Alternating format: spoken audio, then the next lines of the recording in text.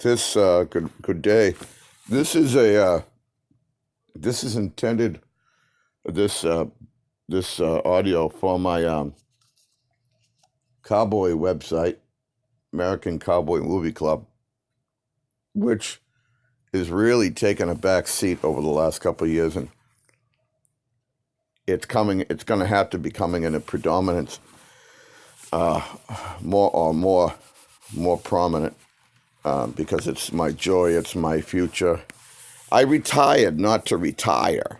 I retired so that I could do what I want to do, which is to write stories and screenplays and build up this club and bring back the Western, which I love. And it's my joy and my promise that I made to myself to build this club in memory of my dad, Westerns. He introduced me to it. I love the Westerns. I love the West. I love horses. I love it. Now, this one here is a book that was given to me by one of my children. It might have been my children and my children. I got 5 of them, really, because God gives us children, right? Different ways, different means. 2 of them are married to my biological children. 2 of my children, Spencer and Kayleen. They're my children. God gave them to me. We get over the language. We get right to the heart of it. Your children are your children. They're the ones that you help raise in the way they should go, see? So one of my children, I might have been my son-in-law, Spencer. I don't know. I got to find out which one it is. Maybe Carol will remember. But this one is called, it's a nice little book. It's one of those off-press ones, right? Private press ones.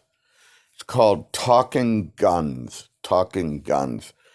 The subtitle is A True Autobiography of a Chisholm Trail Cowboy. A true autobiography of a Chisholm Trail cowboy. I didn't know this. I watched the movie Chisholm with John Wayne, with Great Western. And I've heard about the Chisholm Trail. But I didn't realize that it's a series of trails. Anyway, it's a great book. The guy that told the story to his daughter, his name was John Q.A. Taylor. John Q.A. Taylor. I recommend it. I'm going to read one chapter of this book to perk your interest. But it's a great book. It's put out by, I don't know the press. I don't know where they found it. I'm sure if you put in Google or whatever, Talking Guns, copyright 1974, I don't know where he got it. Or she got it, whichever one of my kids got it. But I'm sure you can find it, Talking Guns by John Q.A. Taylor. It's got book pictures in it, and it just lays it out on his trail drives and stuff. It's very crudely written because it was, dictated by her elderly father. But I'm going to read chapter 4, which is entitled Met My First Sweetheart. Okay? And I think it's a good slice. It's certainly it shows you the man himself, the old man, who is now, when I tell the story, he's a younger man, probably 22, 21. And here it is. Met My First Sweetheart, chapter 4. Most of us stayed in Dodge City a couple of days before we started home. When we did leave Dodge City, we took a quart of whiskey in each saddle pocket for snake bites, and not a steer in sight on our way going back home, so they didn't see any cowboys coming in.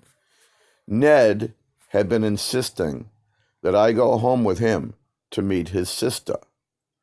Women were seldom mentioned among the cowboys, and I was not interested in meeting his sister, but I did go home with Ned because he had gone home with me several times, and we seldom ever separated since we first met when young boys, on the Good Ranch. That's the guy's name was Good, G-O-O-D. That was the guy's ranch.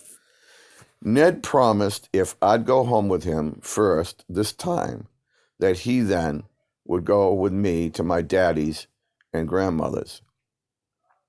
Ned knew, as well as I did, that Brother Frank would be at my grandmother's. When we arrived in Texas, we went first to Ned's home. We were always anxious to see home folks. The nearer we came, the more anxious we were. When I looked upon his angel-faced sister, I thought God had blessed that day for me. There was never anyone more beautiful and charming than Ned's sister, Grace. She being so beautiful, she vamped me from the beginning. She had large brown eyes, beautiful golden curls all over her head, a white, soft complexion, and dainty features, and had a character as beautiful as her form. I fell in love with Grace at first sight, and seemingly she did with me. Our courtship began, and our interest for each other grew rapidly. After several days of visiting with Ned's family, Ned and I went to visit my daddy, stepmother, and little brother Tom. We were there 4 days. Then we went to see my grandmother and an Uncle Charlie, who was 2 months older than myself, and also my brother Frank, who was living with my grandmother from the time of our mother's death until our daddy's remarriage. So her place was always home to me. She was all the mother love we knew.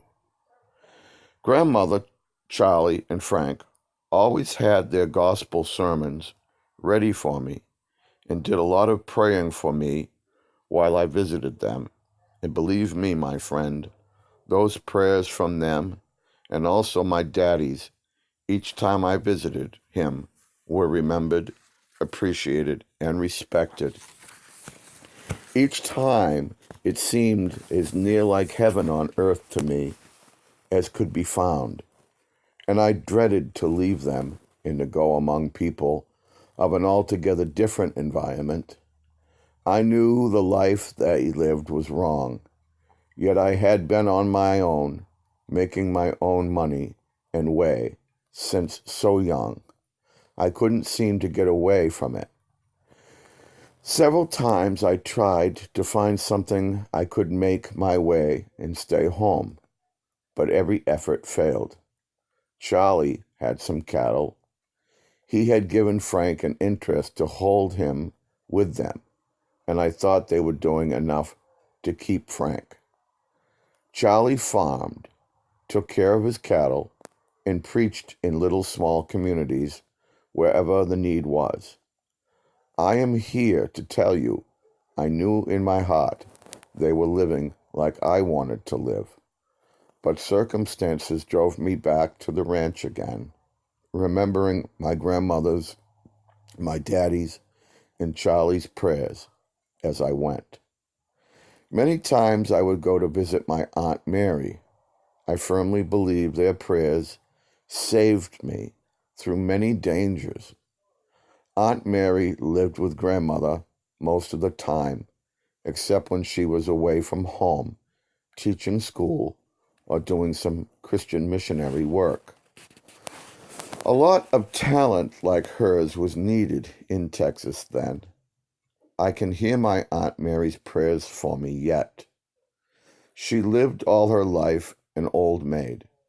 Many times in my lonely hours, all through my young life, something seemed to tell me that Aunt Mary's prayers would be answered someday. It was hard for me each time to return to the ranch life, and yet, regardless of all my loved ones' persuasion, I did return because I could not face the needs and necessities of life otherwise. John Good was not as rough and wicked as some places I worked, and it seemed that my new interest in life each time I returned from my loved ones had given me new hope, courage, and faith, looking forward and trusting my Maker that one day it would be different for me. Ned and I made the fall and winter at John Good's ranch, and then we both went to his people again. We told them we were planning to go to Bill Babb's and round up cattle for another trip to Dodge City, Kansas, up the old Chisholm Trail. We had come to Bill Babb's ranch on our way home from Good's ranch. He had congratulated me because I had told him of my interest in Ned's sister, Miss Grace, and my intentions of getting married. However, I never thought at the time that I would marry any day soon, but did explain to Babs that I did not want to go on another trail with cattle.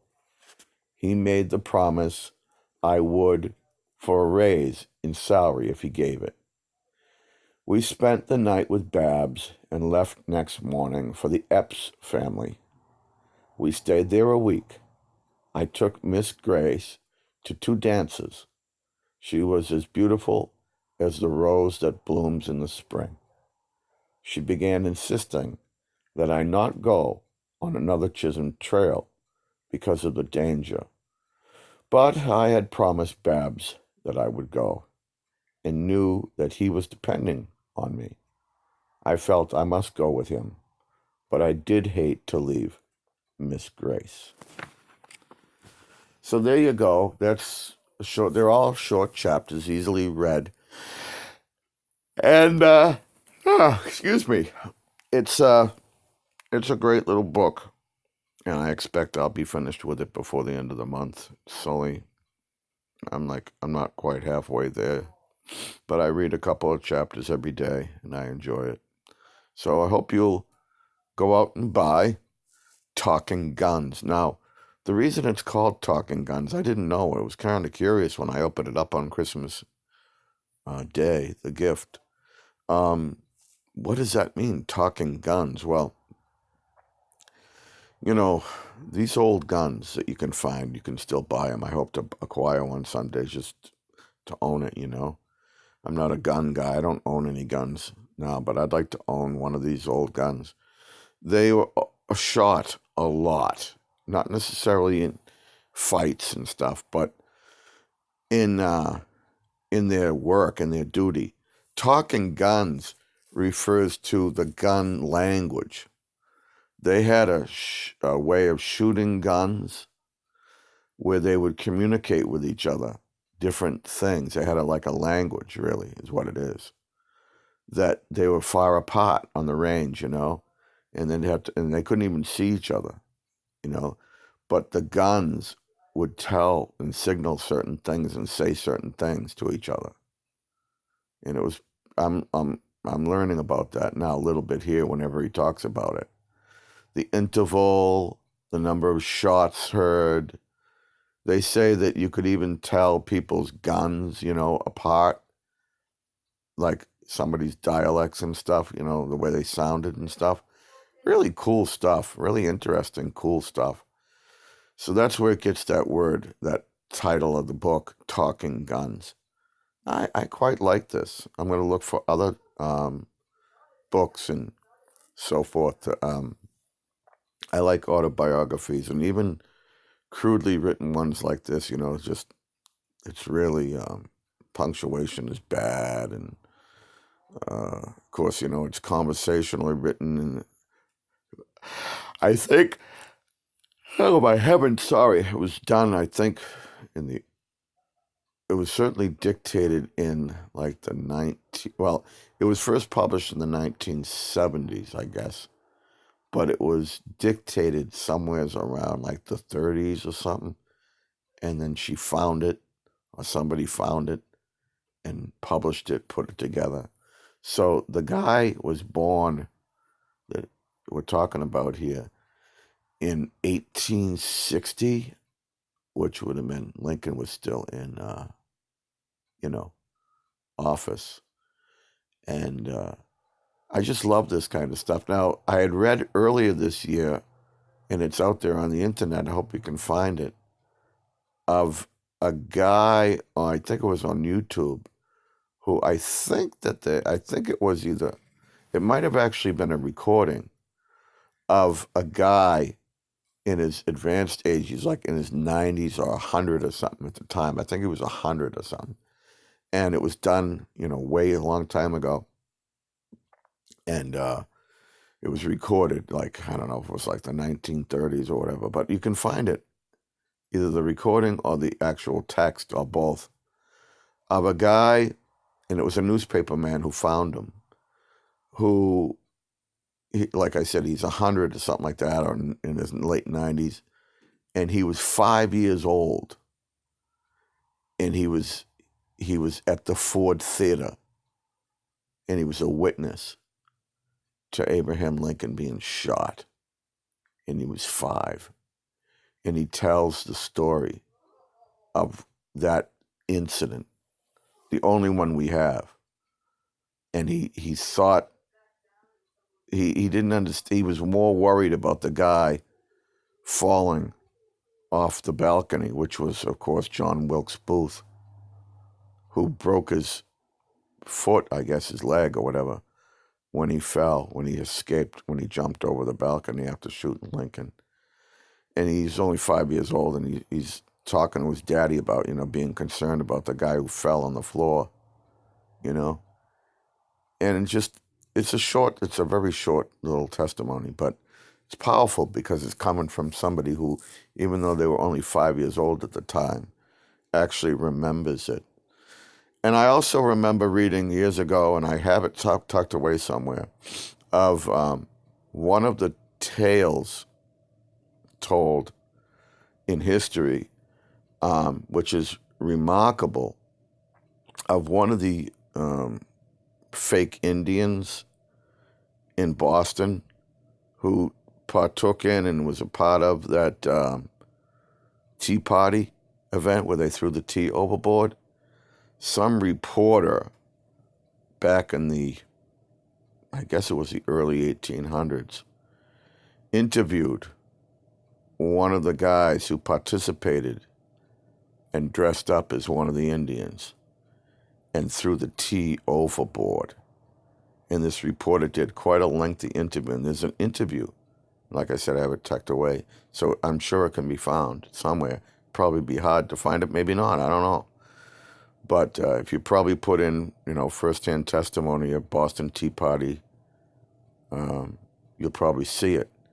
It was done in the Boston papers somewhere. It's probably around 1820. And these things are cool. So I leave you with that. And you have a great day. God bless you. Bye.